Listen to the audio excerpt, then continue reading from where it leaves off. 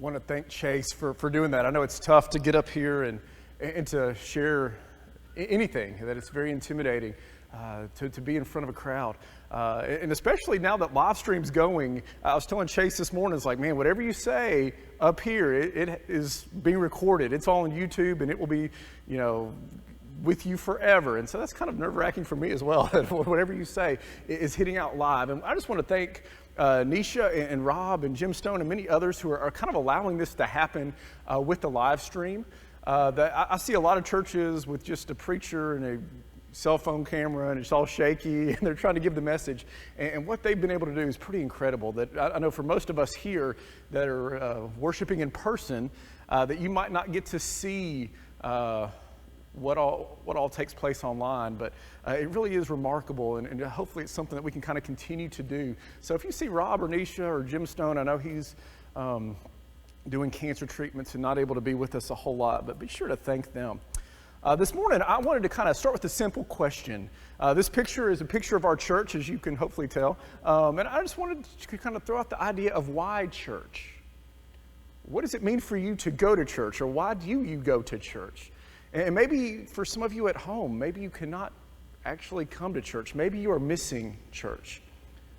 So what is it that you're missing? What is it that you long to do? And I know for some people, I've talked to many folks here, and it's interesting how many people have said they miss singing. That I know a lot of people will attend the service here, and then they'll go to the outdoor service just so they can hear the singing.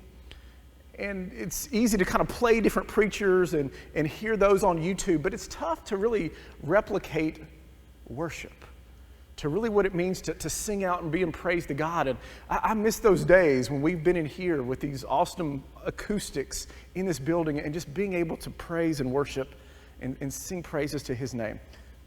Maybe you come to church out of habit. Maybe it's just something you've done your whole life. I grew up as a preacher's kid, and it's something you did. You did not miss church. You were here Sunday morning, Sunday night, Wednesday night. And it was habit forming that I felt guilty. It did not feel like Sunday unless you were at church. Maybe for some of you, it's the Lord's Supper, what we just partook of together. And maybe it's something that you kind of miss if you're at home, of breaking bread and sharing in that relationship and remembering the Lord's death and burial and resurrection. And maybe that's something that you miss as a corporate body.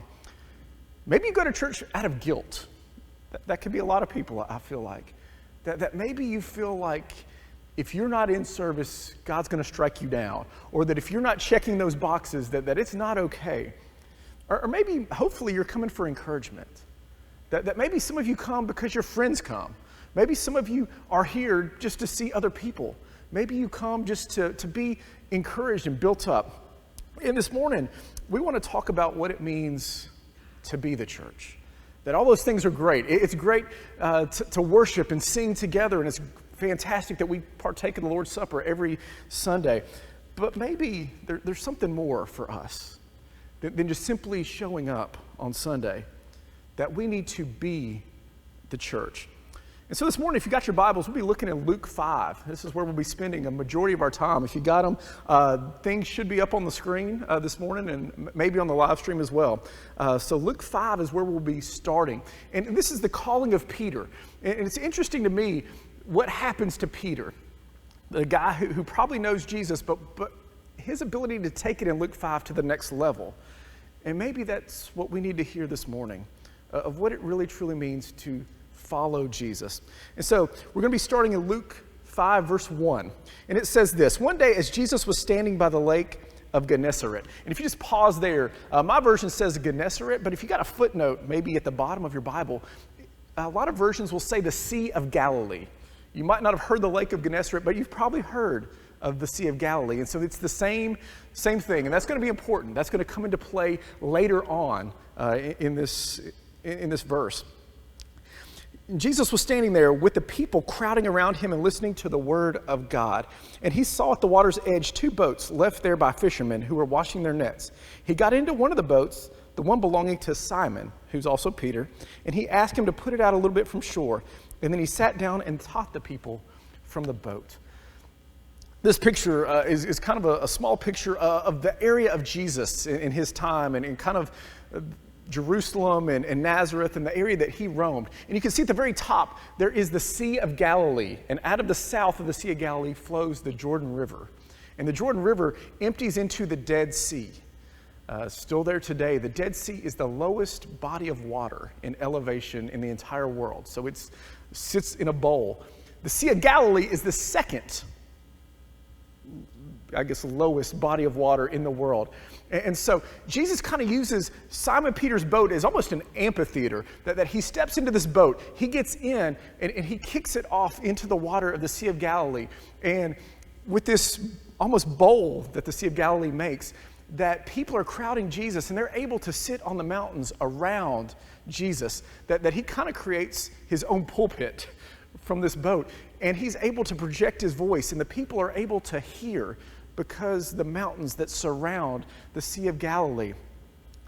And it's kind of interesting. It almost seems like Peter just gets his boat hijacked by Jesus, that Jesus just says, hey, I'm taking your boat. I'm going out into the water. But there's probably a relationship that already exists between Peter and Jesus. That Jesus already has crowds gathering around him. That Jesus already has people that are wanting to hear him and wanting to see miracles. And actually, in Luke 4, in verse 38, we get this passage that Jesus left the synagogue and went to the home of Simon.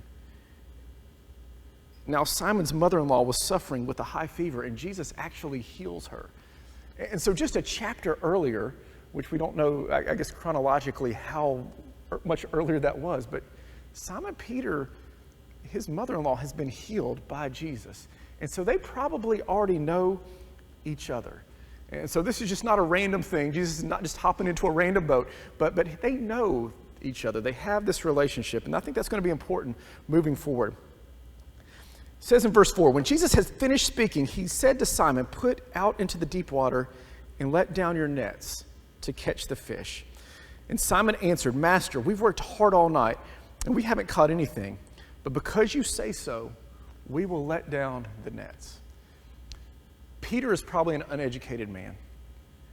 Probably the only thing Peter knows is fishing. He doesn't have a lot of book smarts. He has probably not been brought up with just a lot of knowledge. But the one thing Peter probably does know is fishing.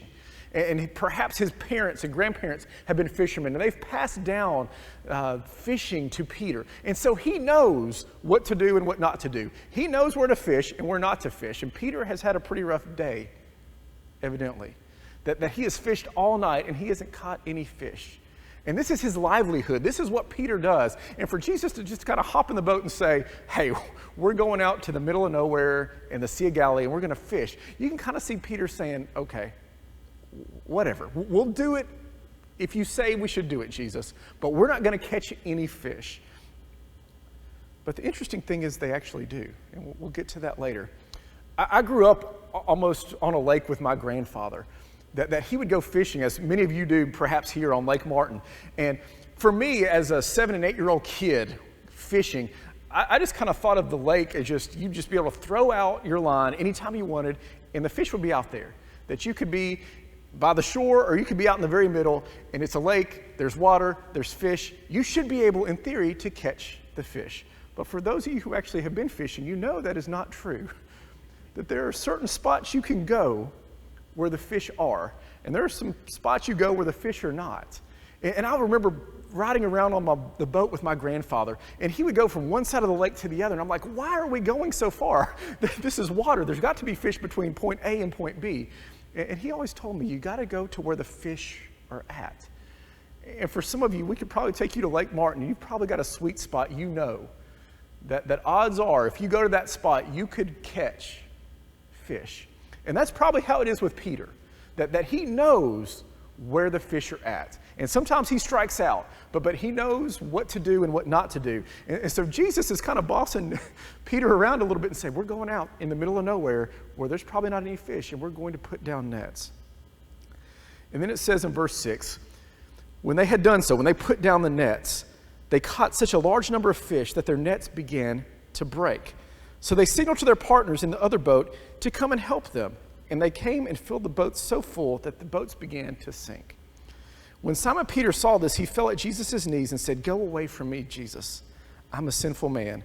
For when all of his companions were astonished at the catch of fish they had taken, and so were James and John, the sons of Zebedee, Simon's partner. It's interesting to me, Simon's reaction. That Simon is not just overly joyed at this catch. That Simon is kind of scared. That Simon, when he realizes what has happened, that they've got more fish than they've ever caught before in their life, instead of being excited, Simon Peter says, "Get away from me.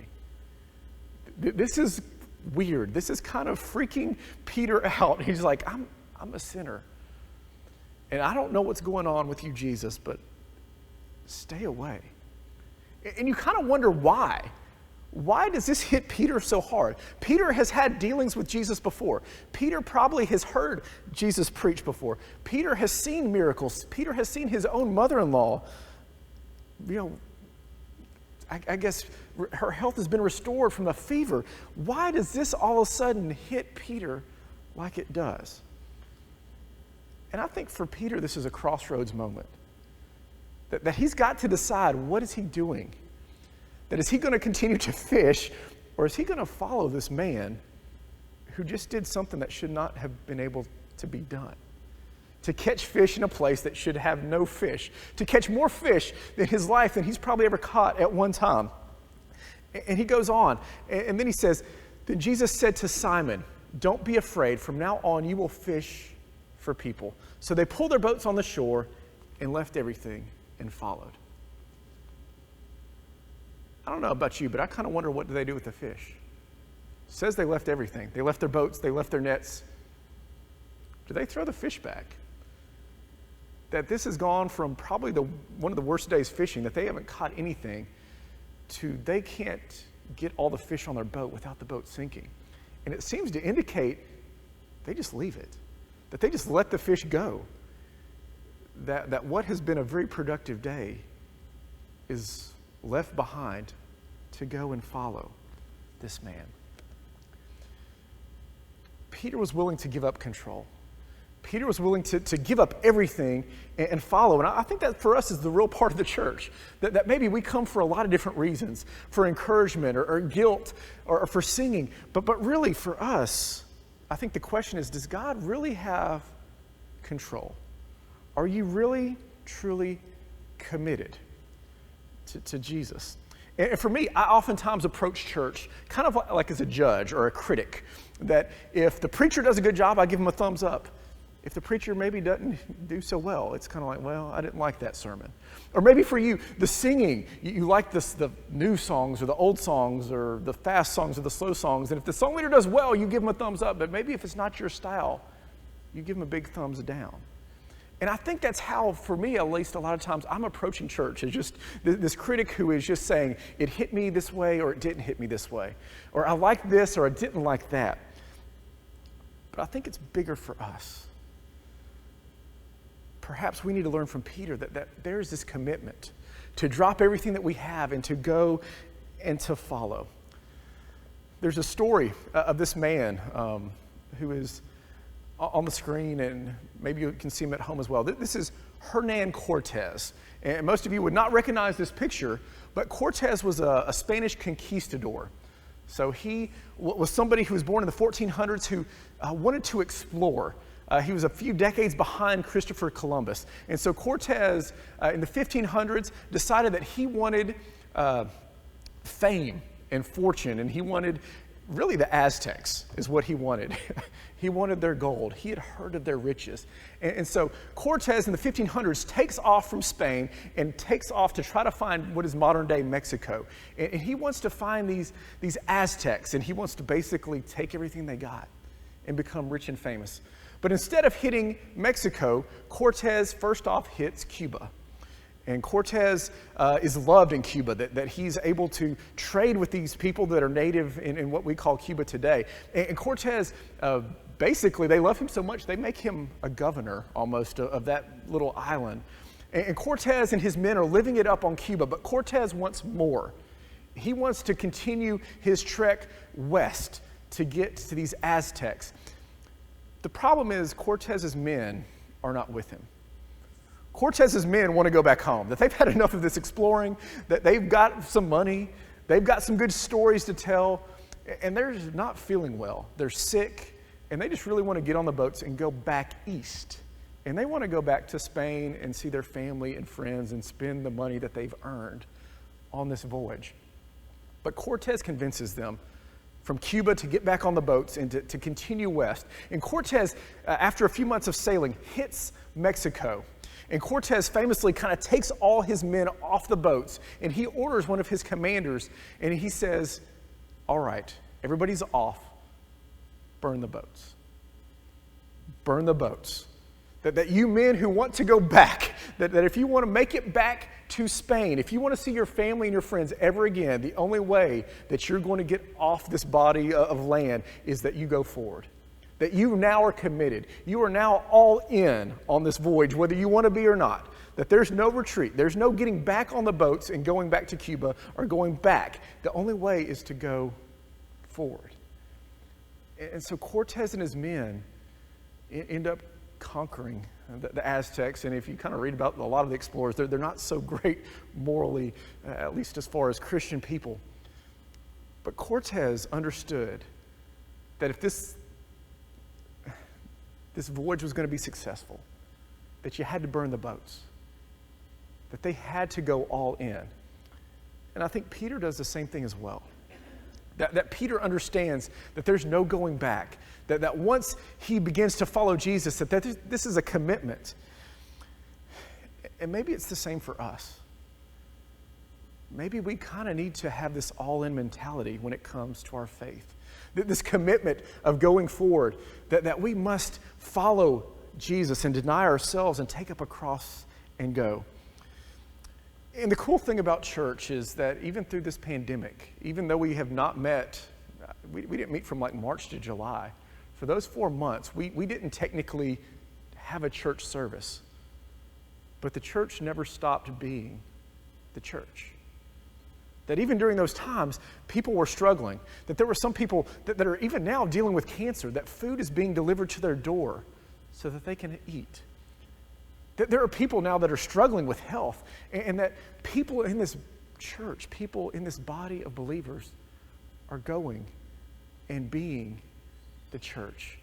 And so the church has never stopped being the church. And whether you're meeting with us here in person or whether you're meeting out in the parking lot at 10:30, or maybe you're worshiping with us at home, there's this commitment that the church has never stopped.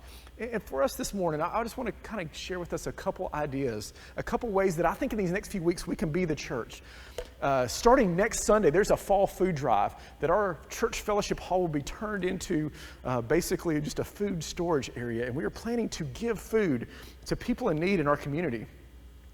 And we've done this, I guess, for the past 7 or 8 years. It's been a lot. And I don't know, for me, last year, I went and delivered food. And I wish you could all see the tears of joy that were on this lady's face as my family and I presented this food to a lady that had nothing in our community.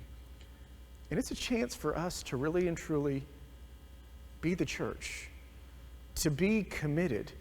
And there's emails going out this week, and there'll be more emails to come where you can sign up to bring certain food, or maybe you don't feel like, hey, I'm not going to Walmart right now with all the college kids and all the coronavirus stuff, and maybe you just say, hey, I'll give.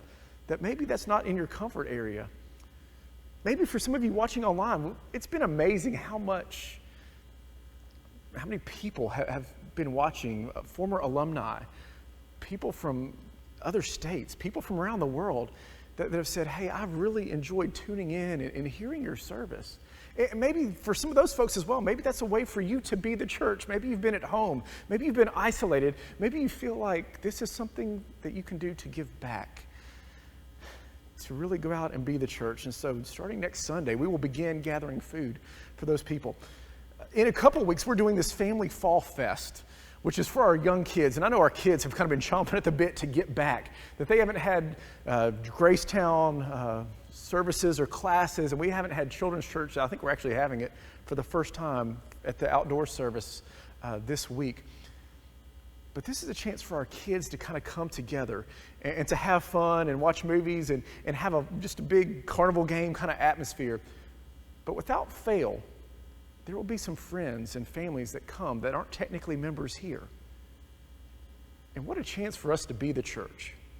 That there might not be folks that will set foot in this building or set foot in our parking lot or wherever we're doing services, but there are people that will come for their kids to get candy and to have fun. And maybe this is a chance for us to be intentional, a chance for us to take the church about 100 feet out the back door and to be the church out there and to share God's word with people who might not normally know God's word. And there'll be other opportunities, I know, for us to be the church. And I know for us, church looks different.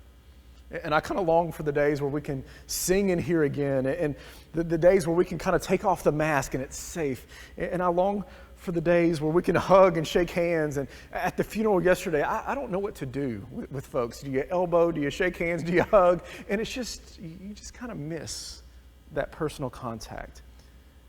But we can still be the church.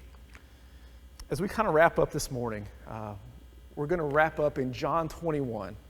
At the very end of John's gospel. This is the final chapter in the Gospel of John. And in John 19, Jesus dies, that he is crucified. In John 20, he is resurrected. He comes back and he appears to disciples. In John 21, this happens. And things begin to kind of come full circle for a lot of these disciples. And they're kind of at this crossroads again.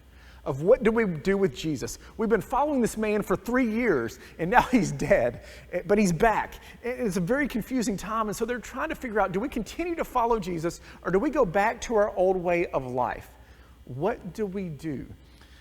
And so in John 21, John says this, afterward, Jesus appeared again to his disciples by the Sea of Tiberias. Once again, we kind of pause there. I think actually on the screen it says the Sea of Galilee. So this is the sea where it all began. This is the body of water where Peter and Andrew and James and John were first called. And so they're going back to that sea. They're going back to fishing like they were before. And so Jesus is back there appearing to them again. At the end of a gospel is the same way he appeared to them at the very beginning. And it happened this way, that Simon Peter and Thomas called Didymus, Nathanael from Cana in Galilee, the sons of Zebedee, and 2 other disciples were together. And it's Peter that says, I'm going out to fish. And we'll go with you, said the other disciples. So they went out and got into the boat, but they caught nothing. So this is deja vu. That when we first meet Peter, he is fishing, he's fished all night and caught nothing. And now he's back at it again, where he's fishing, fished all night, has the other disciples with him, and has caught nothing. And it says, early in the morning, Jesus stood on the shore, but the disciples did not realize that it was Jesus. And Jesus called to them, friends, don't you have any fish? Haven't you caught anything? No, they answered. And Jesus said, throw your nets on the right side of the boat and you will find some. Once again, they've been fishing all night. They know where the fish are. They know where the fish are not. And Jesus just says, hey, chunk your nets to that side. You've been fishing on the wrong side of the boat. And they've got to kind of been banging their heads up against the wall once again and saying, we know where the fish are. We know there's no fish right here. But they do it. And it says, when they did, they were unable to haul in the net of fish because of such the large number. And you got to see their wheels start turning. That they've got to understand that they've done this before.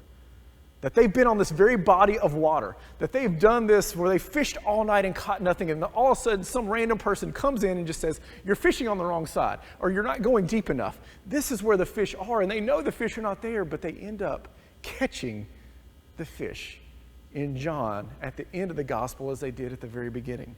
It's deja vu for these guys. And it's John who, in verse 7, it's the disciple whom Jesus loved, which we know is John.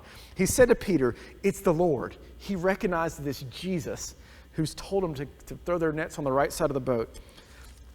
And as soon as Simon Peter heard him say, it's the Lord, he wrapped out his outer garment, for he had taken it off, and he jumped into the water. And the other disciples followed in the boat, towing the nets full of fish, for they were not far from the shore, about 100 yards. I don't know about you. I don't think I could swim 100 yards. Maybe some of you could, but swimming is not my thing. But that's got to be a long distance. And it's Peter who's now swimming. Earlier in this gospel, he's going to walk on this water.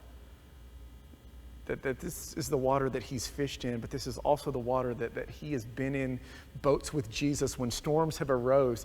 and he has walked on this very water, and now he is swimming. And it's interesting, when we first catch Peter, when they first catch the fish, it's Peter saying, get away from me. I'm a sinner. That I'm not sure who you are, Jesus. That we've caught so many fish, and they should not have been there, and what's going on? Get away. And now, at the end, it's Peter making a beeline to Jesus, swimming to him, to the shore, because he realizes who it was.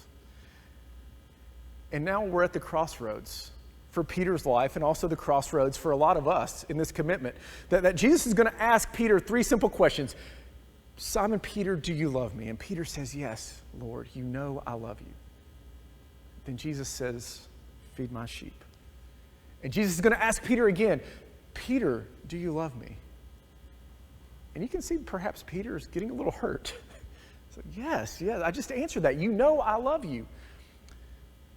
Jesus is going to say again, feed my sheep. And he's going to ask Peter the third time, Peter, do you love me?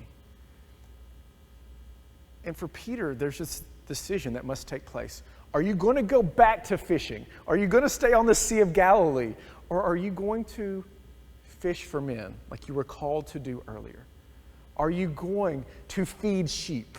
Are you going to spread this gospel? What are you going to do? And the cool thing, at least in my Bible, is John kind of ends on one page, and the book of Acts starts on the very next page. And we know, if we've read what happens in Acts, that this group of fishermen, these ragtag group of disciples, end up preaching Jesus. And this gospel spreads throughout the world. And it's the same message that we proclaim to this day, that Jesus Christ is Lord, and that he is risen, and that he is back, and that he has died for us. And so for you, I think maybe we're kind of at the same crossroads of what do we do individually? Are we really truly committed to Jesus? Or are we trying to go back? Have we burned the boats? Are we really all in? Is it just a conviction, or is it something more? And as a church, are we really willing to jump into this thing? And it's a challenge for us. Maybe as many of us kind of struggle with why church right now. Or do I come? Or is it okay? Or how can I really be the church right now? That God's church has never stopped being the church. And I think the crossroads that we're at is for all of us. What is it we must do going forward? Can we really truly be committed to Jesus? And so this morning, we kind of want to offer that invitation.